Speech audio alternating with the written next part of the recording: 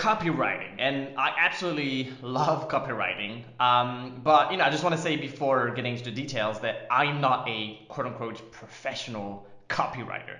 Neither do you need to be if you're gonna write some copy for the marketing of your course, or just really any marketing or educational content at all. You don't need to be a copywriter, but if you're gonna write some copy, then there are some winning techniques and things to keep in mind just to make it appealing, just to meet people where they're at, and make this work and sell your courses. So that's what I'm gonna get into, but I just wanted to say that before starting. So that being said, obviously copywriting is kind of like a broad topic. So let me put this in the context of online courses and the marketing pieces and content. But copywriting is not necessarily just quote unquote copy and on a sales page or an email, but it's just really any kind of persuasion tool that you're going to use to, again, in this context, selling courses. And I have this quote from a book that I read about copywriting. I actually don't remember where, so I just have the quote, but it's from there. And persuasion is rooted in education. Teach someone how to reach their dream, and you won't need to persuade them more than a child reaching for the stars does. And I wanted to put this quote in because it's important to me that you understand that copywriting and just marketing in general doesn't have to be super hypey. At the end of the day, you don't need to promise them their happiness in life and dreams to come true. You just need to solve their problem. So just keep that in mind in the context of selling online courses, because it's easy to see how other people do the marketing for their online courses, and you think you have to be so freaking hypey and pushing it super far. You just need to appeal to them and then solve their problem. Alright, so I'm gonna give you this winning structure for copywriting, and again, this can apply to webinar scripts, sales page, any piece of copywriting on persuasion that you're gonna write. You can apply the structure, and it's just a really good guide and framework to have. And the first step is attention. That's usually through sort of like a hook. That can just be a headline.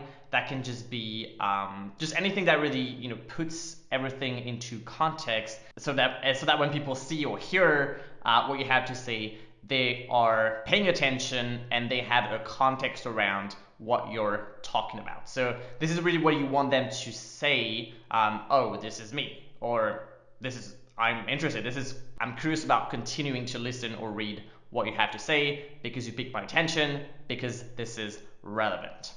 So once you have the attention, then you need to put some context and acknowledge kind of like their current situation, and most importantly, the misconceptions they have and where they're at in their awareness. And this is also where you hit on the pains and you hit on their frustrations.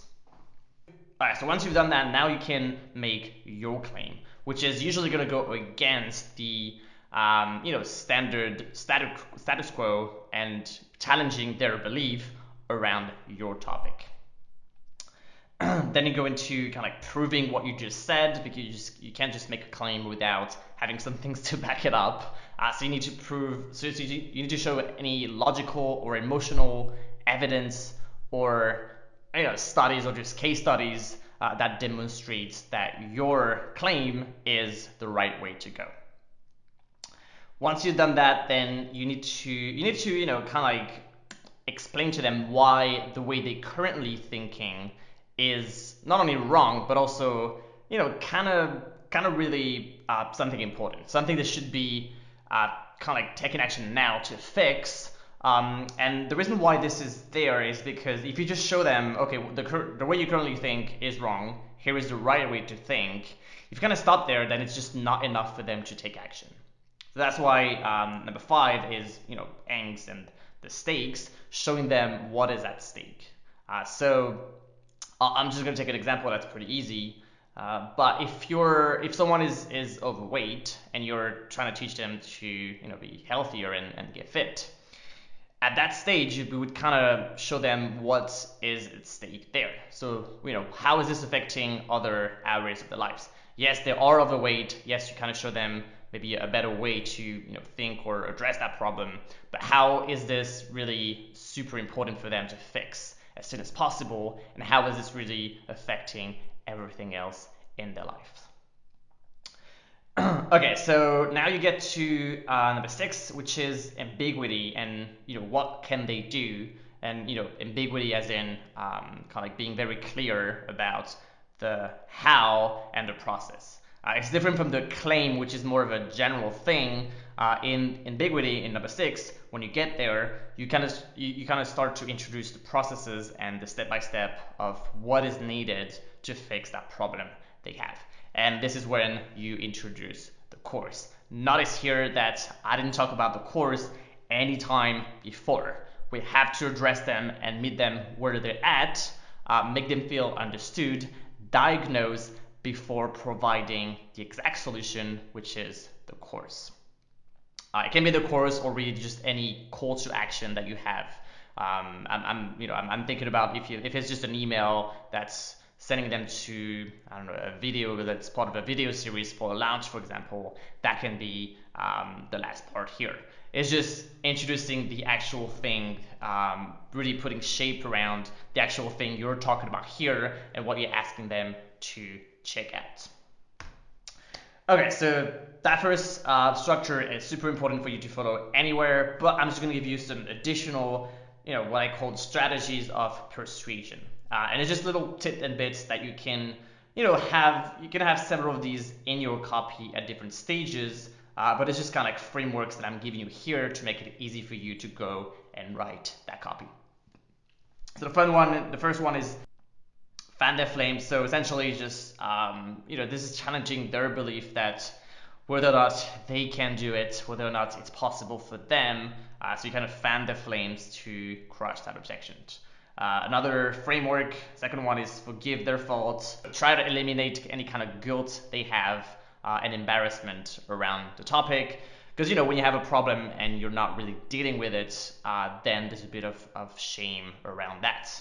So that structure can be good to eradicate the guilt. Defeat their demon. That one is pretty self-explanatory, but essentially just have a common enemy. Just you don't have to blame anyone in particular, but just kind of play into their stories and their thinking about them blaming other people. The fourth one is prove their presumptions, and the last one is unveil their enemies. Alright, and I'm going to link to a few different pieces of copy that you can check out that follow the structures that I talk about and a lot more, just so you have inspiration and examples about all of this, that it makes more sense, and then you can go and write your copy.